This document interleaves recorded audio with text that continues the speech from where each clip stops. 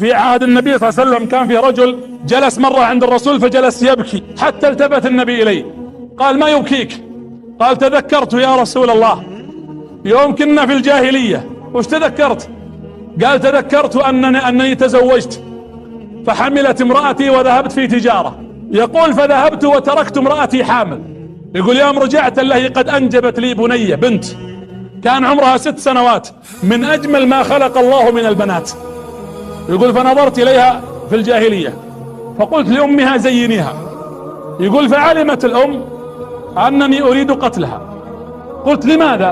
قبل الإسلام. قال: زينيها وجمليها. كان من عاداتهم قبل يأيدون البنت يجملونها ثم يذبحونها. قالت الأم: فزينتها وجملتها. يقول الراوي هو نفسه يروي للنبي: وكانت أمها تزينها وتجملها وعيناها تدمع. قال: فأخذتها وقالت لي: يا فلان لا تضيع الأمانة. لو كان عليك دين مثل جبل أحد ودعوت بهذا الدعاء لأداه الله عنك. ما هو هذا الدعاء؟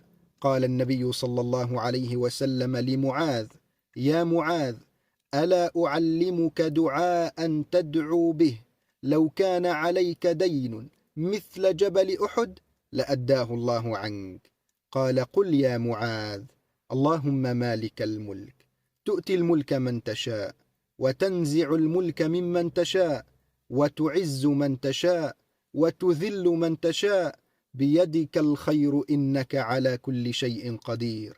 رحمن الدنيا والآخرة ورحيمهما تعطيهما من تشاء وتمنع منهما من تشاء. ارحمني رحمة تغنيني عن رحمة من سواك.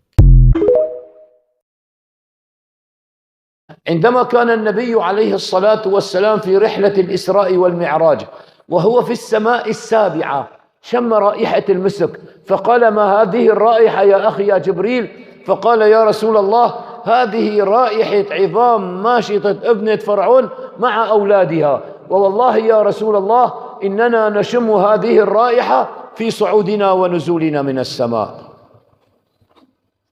شوف، نعم، ريحة مسك. طيب نحن أمرنا الله سبحانه وتعالى بالصلوات الخمسة، وشي بيصلي وشي بيقطش وشي بيصلي بالبيت. أنا ما بدي لكم إنه أجيت صليت العصر هون يا دوب صف ما كمل وهلا تعبى الجامع. لا، ما بدي أقول هيك. بس ليش هالتقصير بالنسبة لنا؟ كلياتنا مقصرين. ليش؟ الصحابة الكرام في الحديث الصحيح في صحابي كان عم يقرأ القرآن